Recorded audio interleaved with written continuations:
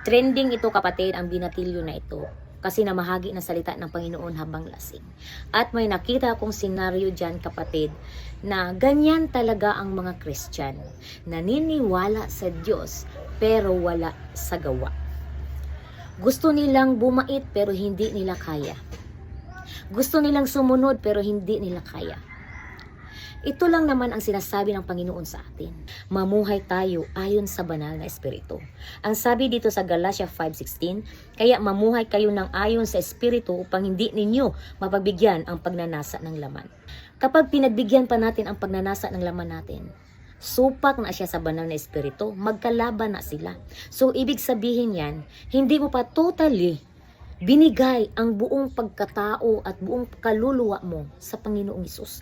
Kasi meron pa talagang mga pagnanasa na pinapairal natin sa ating buhay.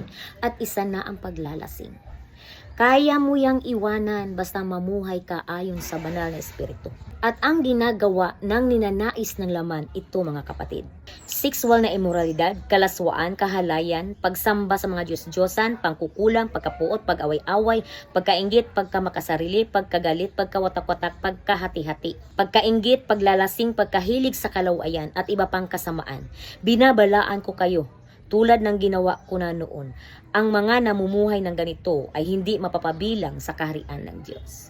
Kapatid, kaya sinasabi ng Panginoon sa atin, ipairal natin, mamuhay tayo ayon sa banal na Espiritu. Kasi ang namumuhay ayon sa banal na Espiritu ng Diyos, meron siyang pag-ibig, kagalakan, kapayapaan, pagtitiis, kabutihan, kagandahang loob, katapatan, kahinahunan at pagpipigil sa sarili. Pagpipigil sa sarili, pagtitiis na hindi tayo uminom, hindi tayo mangangalunya, pagtitiis at pagpipigil sa sarili. Kapag meron tayong pag-ibig, hindi natin pwede nakawin ang asawa ng ating kapitbahay, magnakaw ng mga salapi, kayamanan. Yun mga kapatid. At hindi natin sirain ang ating sarili sa paglalasing. Kaya yan ang nakikita ko sa video na yan. At marami talaga na katulad ng binatilyo na ito na gustong bumait pero hindi magawa.